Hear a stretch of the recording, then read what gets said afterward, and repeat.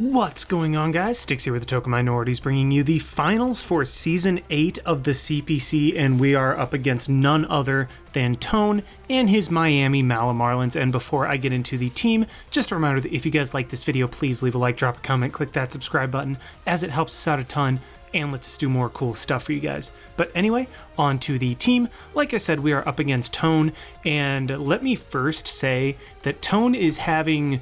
I think he had the best regular season in the history of CPC, going 10-0. I believe only Jake has been the only other one to ever accomplish that. So I mean, that's really impressive in itself. But he was 10-0 plus 30, which is absolutely absurd, winning every single game by an average of 3-0. That is dominance on a scale that the CPC has not seen before. So I mean, he's having a completely unreal season. This dude is playing out of his mind, easily the best I have ever seen him play, and he has an equally scary team to match. So yeah, we are in a very, very, very tricky position for this finals game. And yeah, I mean, he's got a Tapu Lele. This is going to be rough. This is going to be very, very rough, especially with the offense that he's able to bring against me. I'm going to have to deal with a modest Tapu Lele, which is something that I really would prefer not to have to do because, you know, even just timid Lele in and of itself is scary enough, but modest is a whole different animal, as well as things like modest Gengar, modest Meloetta. All of those things are stupidly terrifying. So this is going to be a very, very, very tricky match. Now, that being the case, I do think I have the tools in order to make this matchup in my favor, in my opinion, and I think the team that I have gives me the best chance of taking him on no matter what he brings, because right now, Tone is the most unpredictable that I've seen him in the entire time that I've known him in the draft format. Like, he's bringing wild stuff that is working, so like I'm just not able to get much of a read on him at all. So instead of being able to play the matchup per se, or play the person per se, I have to just strictly play the matchup. Although I did put a few nuances in here that are playing the person a little bit, because I did notice that he had some tendencies that I hopefully will be able to exploit. But that being said, let's just go ahead and jump right into the team. The first mon I am bringing is going to be a Tapu Koko with HP Ice, Volt Switch, Roost, and Dazzling Gleam, with the Fairy Z for the Z Dazzling Gleam.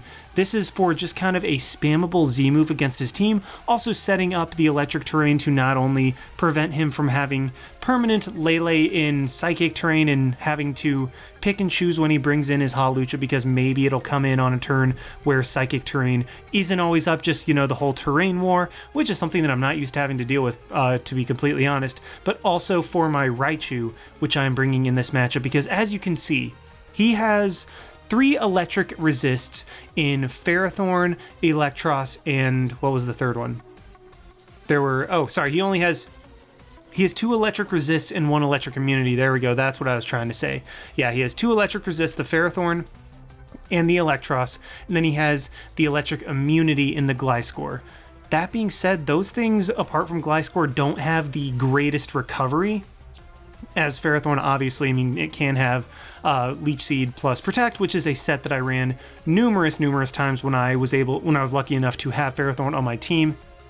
Gliscor obviously has Roost, but it has that crippling 4 times weakness to Ice, which I'm hopefully going to be able to exploit. So really, if I can pressure him with my electric types, I should be in a very, very good position to potentially take the game. So that's kind of going to be the MO, is pressure him with my electric types, take out his immunity so I can just spam Volt Switch like crazy and hopefully take home the game. Because if I can control the speed against his, you know, Tapu Lele Hawlucha, I should be in a good enough position to win this game, and Tapu Koko is the first cog in that. The speed is enough for creeping Hawlucha, speed creeping Alolan Raichu, because I mean, I think he'll either go Adamant for the most power, or he'll go Jolly with enough speed for Alolan Raichu, just because I mean, that would make the most sense. Those are the 2 creeps that I'm thinking he's going to hit. And then I threw a little bit extra into speed just in case he decided to like be a little bit extra aggressive. It was just kind of okay, Here's what he would do. I'm just going to be aggro because I also need the HP for living a modest Life Orb Psychic under electric terrain from full. Now, I can't live that under psychic terrain. That just blows me back. But if I'm able to get the electric terrain up, I can live a modest Life Orb Psychic if he does not have rocks up. So that's what I went for. And then the rest just thrown into special attacks so that I can hit as hard as possible. I opted for HP Ice over HP Fire for the Ferrothorn because, I mean, he did a very good job of forcing a hidden power choke with his team as well. So I opted for HP Ice because Ferrothorn, it's annoying, but I have enough on my team for it, whereas Gliscor is just a little bit more of an issue, and being able to take Gliscor out with my electric types specifically benefits my electric types. So being able to do that, I just felt was the best case scenario with my Tapu Koko. And then Fairyum Z was just it was a Z move that covered his team well. I could go with Electrium Z, but I'd like to be able to click that Z Dazzling Gleam on something like the Lele. That way it covers not only the Lele, but maybe even potentially the Gliscor on switch-in, so that I can either hit the Lele super hard, potentially taking it out, or at least put Gliscor in range of being knocked out by HPS on the following turn. Just kind of a safer cover-all move as opposed to a harder hitting one.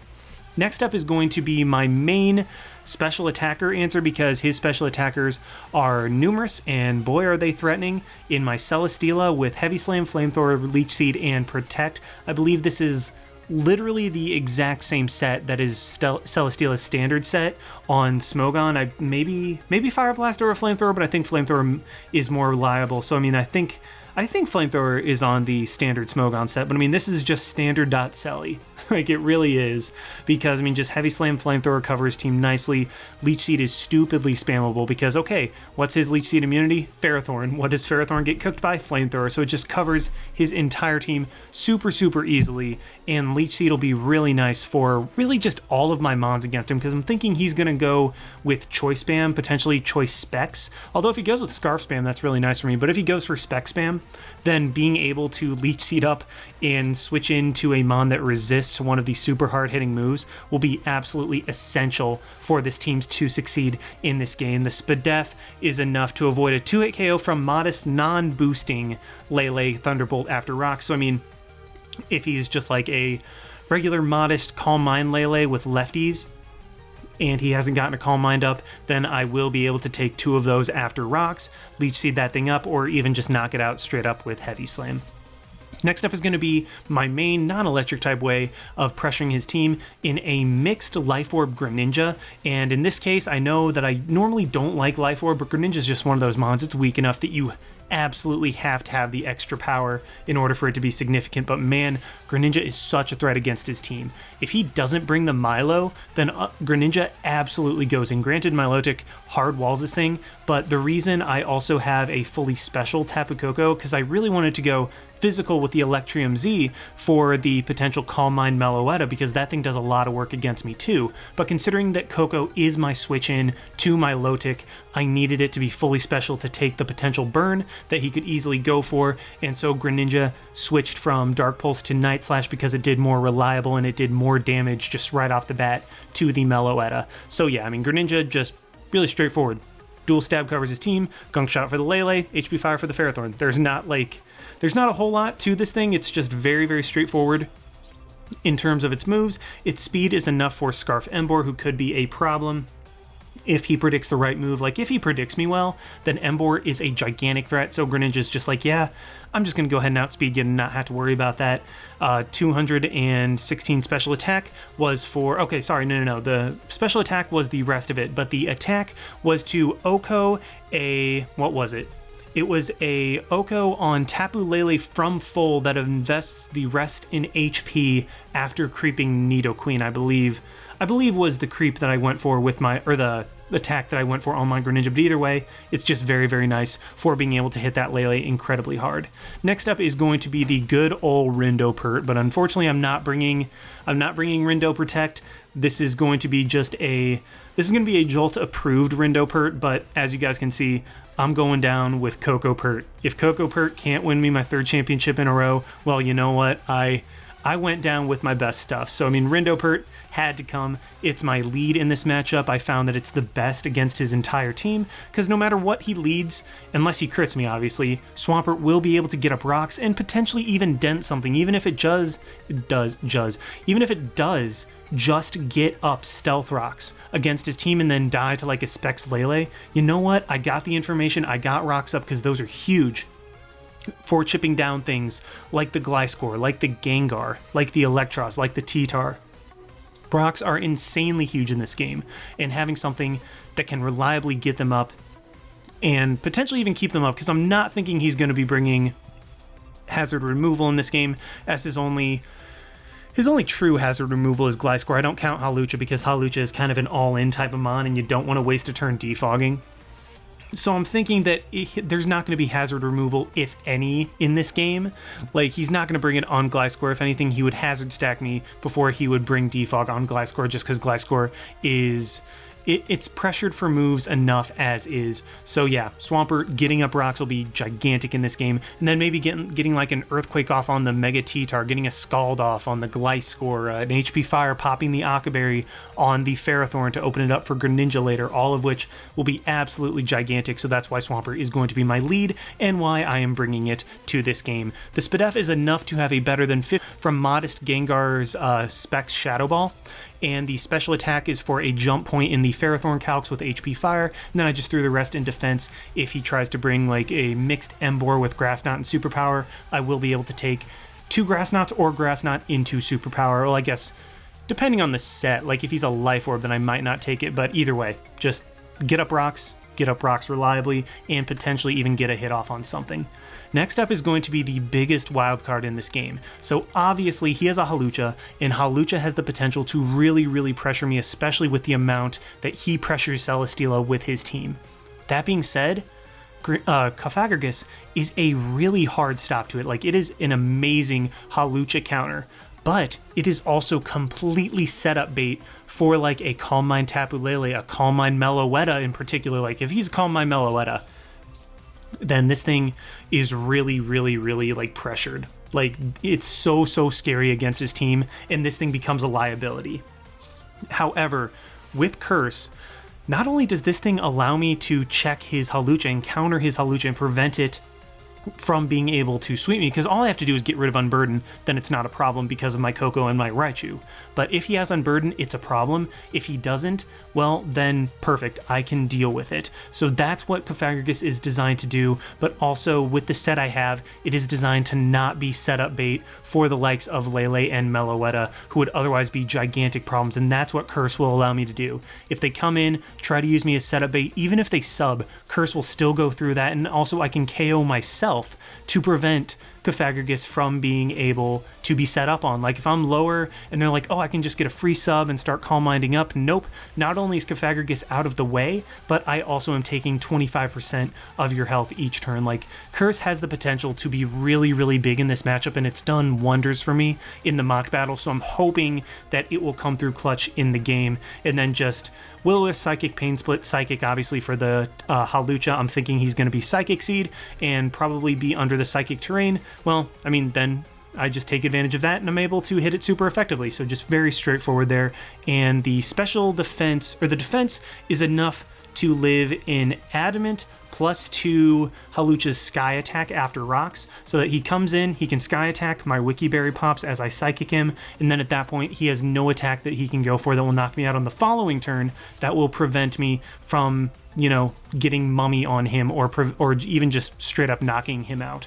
Finally is going to be my Raichu. For the first time, I believe in my draft format career, I'm running a Timid Raichu, because odds are this Raichu is going to have to function outside of terrain, and I'm going to need that speed. That'll be very, very important, but also I'm trying to catch an Adamant Lucha. That's what the speed creep is for. So I'm forcing him to either be Jolly Lucha, whose damage output is significantly lower than Adamant Lucha and is much easier to deal with, or I'm putting him in a position, if he wants that extra power, well, then I still have a safety net. So I'm kind of covering all of my bases with a Jolly Raichu. Wow, that'd be atrocious. With a Timid Raichu in this matchup. Yes, the damage output is significantly less than Modest, especially because I can't run Life Orb in this match. I have to run Expert Belt because I will probably need Raichu to take a Specs Psychic from Lele, a Specs Thunderbolt, like something like that. I will have to take one of those two moves, or even just like a high jump kick from Hawlucha from full. I can't put myself in range of those guys. I have to keep myself out of range as long as possible. So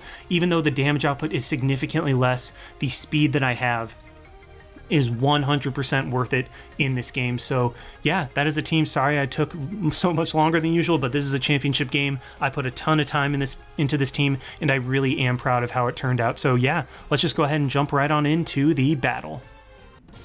Alrighty, here we are in the battle, and the first thing I'm noticing is that not only is there no ground type or electric immunity, there is no electric resist on his team. So in all 3 of my playoff games, none of my opponents have brought their ground type against a Koko Raichu team. So I mean, I find that very, very interesting to say the least, but hey, I mean, like, this is a very, very hyper offensive, very pressure heavy team that Tone brought. So I am going to have to adjust my strategy a little bit. I was thinking he was going to go with a bit of a bulkier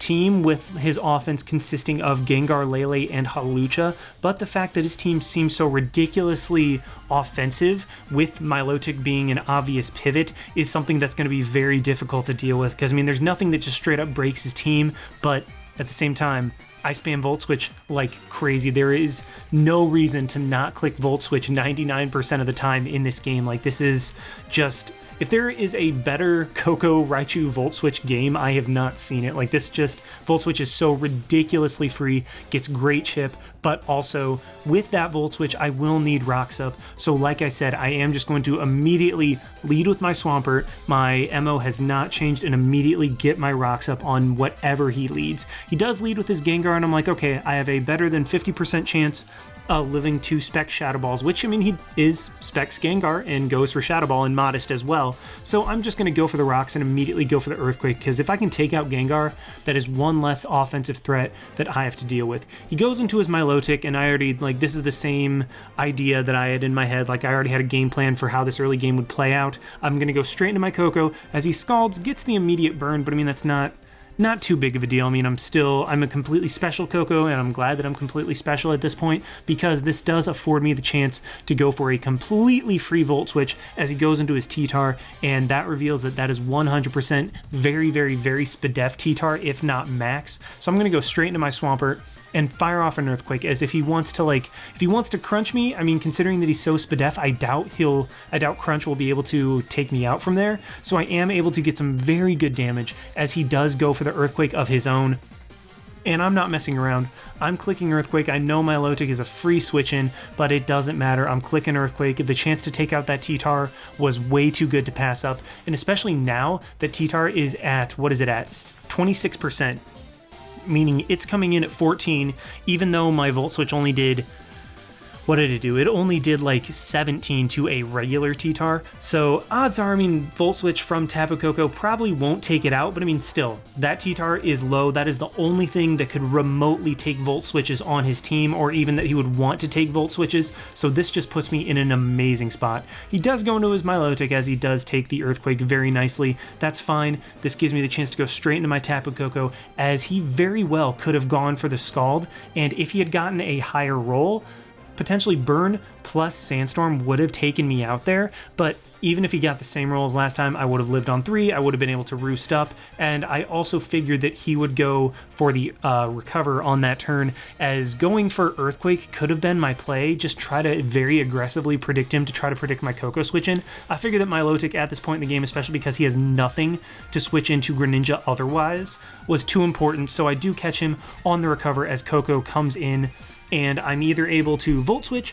or I'm able to just Roost up. But in this situation, because Koko is my only switch into Milo, I'm just going to go for the Roost. Electric Terrain does end, but quite frankly, my Koko's in against the Milotic, so it doesn't matter. Like, even without Electric Terrain, I'm not going to be doing a huge chunk, but I'm still going to be doing a nice bit. As you can see, it does 41%. I'm completely good with that. This does give me the chance to go right back into my Swampert, as I didn't want to risk Raichu on a Scald. I want to keep that thing as healthy as possible.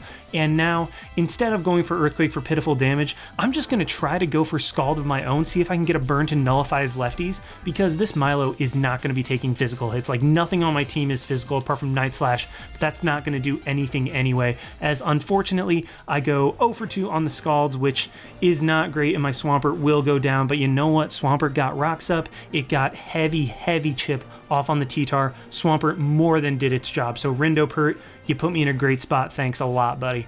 But this does afford me the opportunity to go into my Koko and just Volt Switch out, as that does 61%. And now I know I said I didn't want to switch in my Raichu earlier, but now that Electric Terrain is up, I'm just going to go straight into that thing, as Milo does stay in and he goes through a cover. I figure he's just going to try to stall out my Electric Terrain, but this is going to do a lot more from Raichu than from Koko, because I do have the Expert Belt.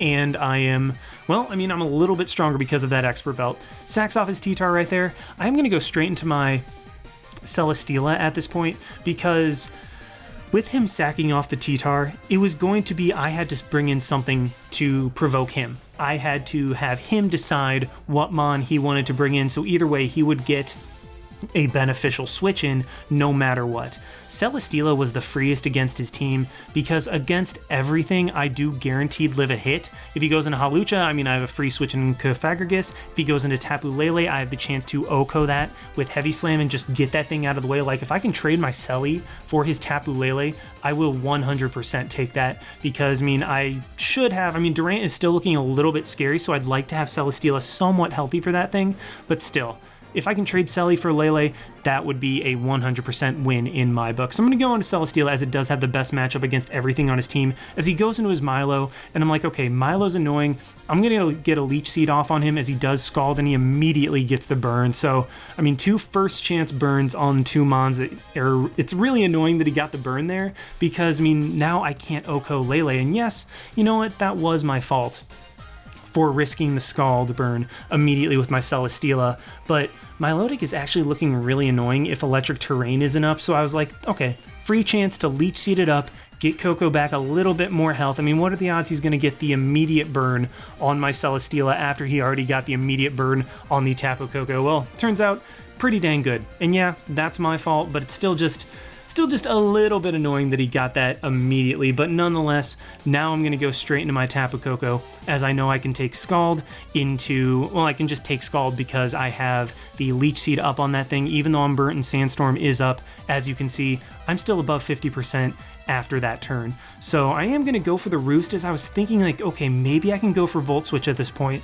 to try to catch him switching into Gengar, but no, I'm glad I made the play that I did, because even though once again Electric Terrain runs out, this Milo has Leech Seed on it, so whatever I go into to take the Scald will be healing up. So yeah, now I'm just going to Volt Switch, do the same old dance that I've been doing, go back into my Raichu as he goes for the Recover. So his plan with Milo is just going to kind of be to recover up repeatedly against Koko and Raichu, and as you can see, I mean, it does a good chunk, but it doesn't quite do over half without Terrain, so I am just going to go straight back into my Tapu Koko, be able to take whatever hit this Milo goes for, as he freaking crits me too. So as much as I really would have liked to just Volt Switch once again, take out this Milotic, put my Greninja in a much better spot, I am forced to Roost on this turn, as because of that crit, I can't come back in. There's nothing that I can really Roost up against. Milo is the only thing I can Roost up against, and I need as many Rock Switch-ins as possible so that I can freely Volt Switch over and over again. I'm going to Volt Switch into my Raichu, as it doesn't quite take the Milo out, but no matter what he does on this turn, Raichu is basically claiming a kill, because if he goes Lele, I can just Volt Switch. I mean, that thing will come in, take rocks, and take a Volt Switch.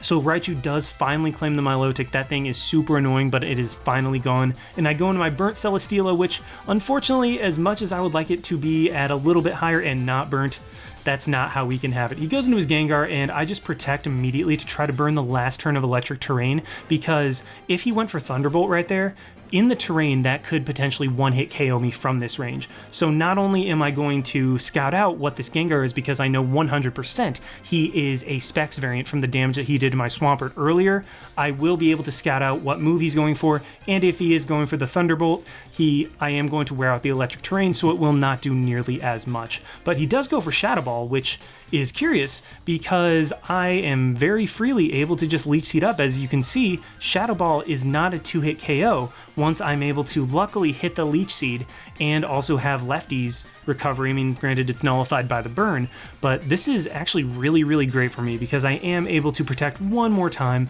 get a little bit more HP on my Celesteela to maybe take like a Psychic or something from Lele later in the game. And because I know he's locked into Shadow Ball, Greninja's health is not important for anything at all because, I mean, let's just be real, it's O-code by like everything.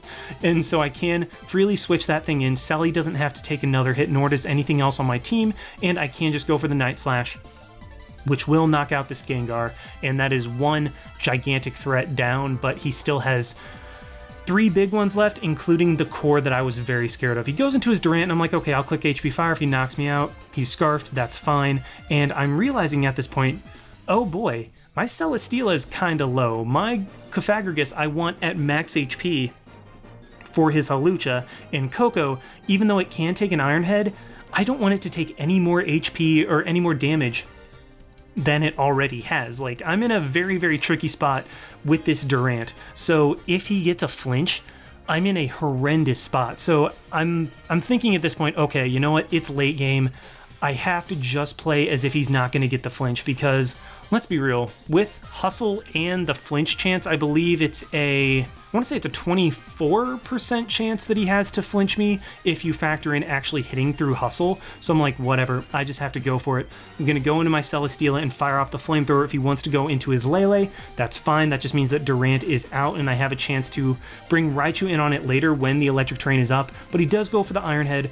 Fortunately, does not get the flinch. Celesteela is able to knock that thing out with Flamethrower, and so now it's all down to the core that I put a ton of prep in for, the Lele plus the Hawlucha. I could go for a Leech Seed right there, but I already know my game plan against Hawlucha, no matter what, immediately go into Cofagrigus. Like, no matter what the situation is, always go immediately Cofagrigus on the Hawlucha, because at worst, I will just have to deal with a +2 Lucha, which I know that no matter what he is, like even if he's SD Sky Attack and Adamant, my Cofagrigus can take a hit 100%. He reveals a very, very cool tech in in Entrainment, which gives me Unburden. So now suddenly, instead of me giving him my ability, he gives me his, so that I can't have Mummy kick in against the Hawlucha. And normally, that would be a very, very, very cool bring in this case, but fortunately for me, because I have the Psychic, I am able to put that thing in 2-hit KO range to where he can't even try to roost up against me.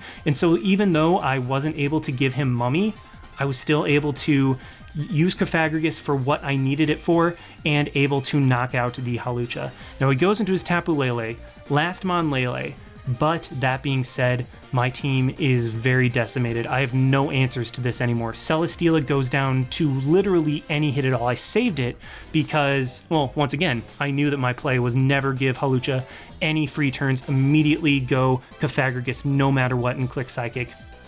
But with the Lele in, this is a scenario that is exactly what I was referring to in my prep and is exactly the reason that I have cursed, because Lele, if it's Scarfed, okay, Psychic's gonna knock me out.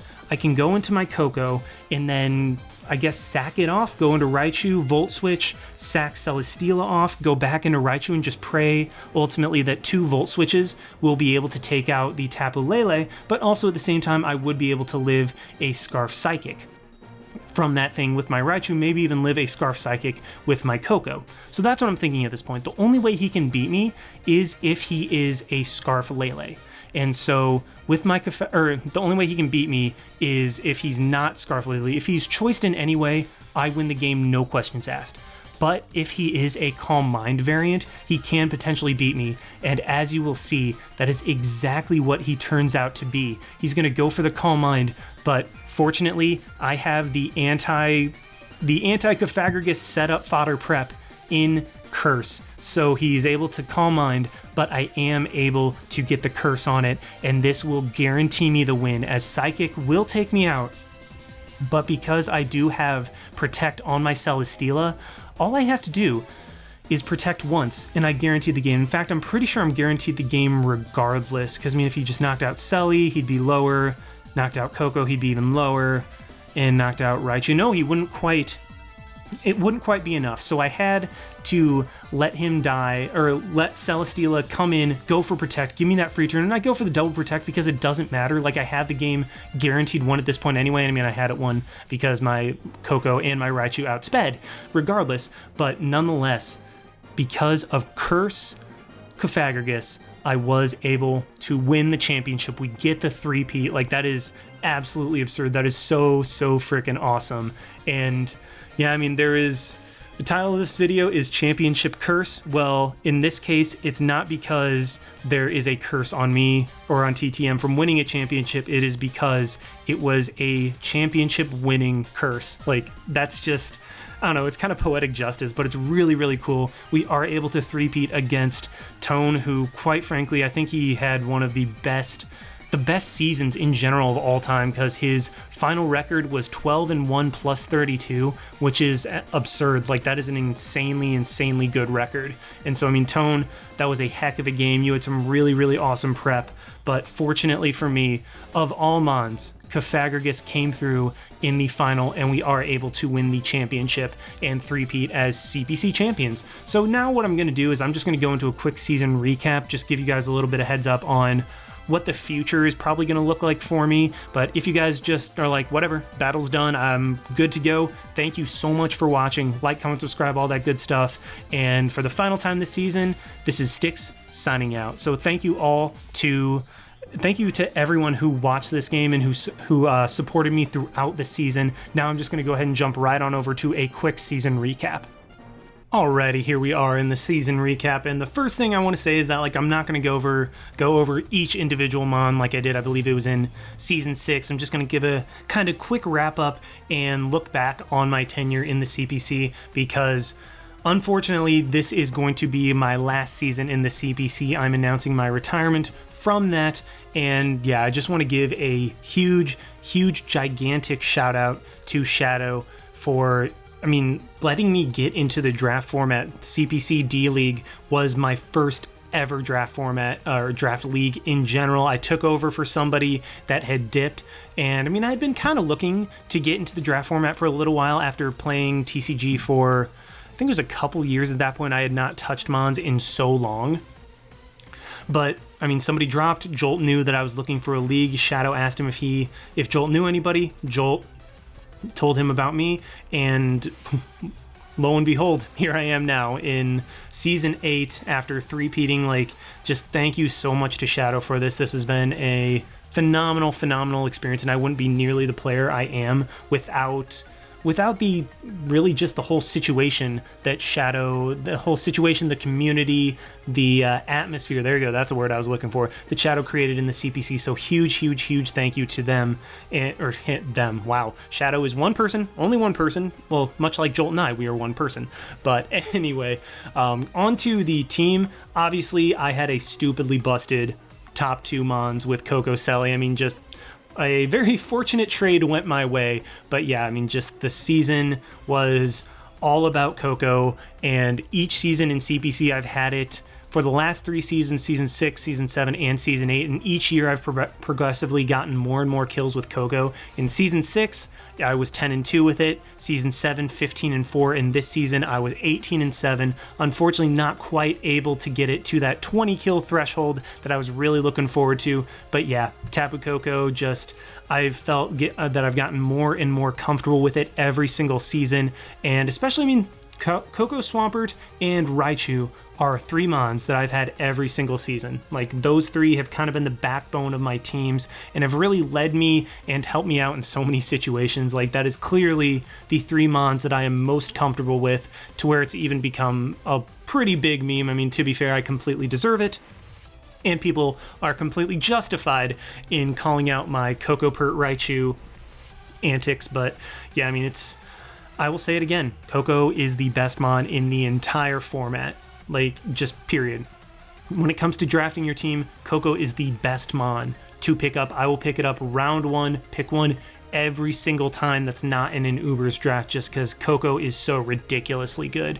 And so, I mean, yeah, like my team, it ended up, I mean, it started out, I think I had 3 ice resists, I wanted to say. I had a Jirachi, Greninja, and Incineroar, and I ended the season with Greninja as my only ice resist, and Greninja isn't a real ice resist. So I ended the season with a team that looked a lot more like a team that I usually draft, in that there was no ice resist.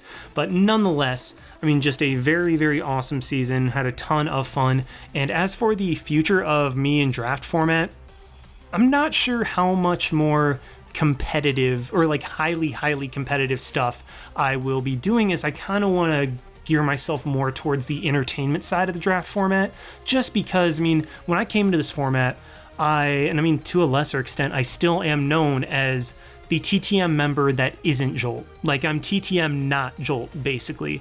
And especially at the start of the format, people would be like, oh, TTM, you're Jolt. No, you're just Sticks. So it was really a hard time to distinguish myself, to set myself apart, where no, I am Sticks, I'm not just not Jolt. And so obviously what I wanted to do is I wanted to face the best, I wanted to beat the best, and I wanted to, I mean, ultimately I wanted to be seen as one of the best and earn the respect of people in the draft format, particularly the top tier.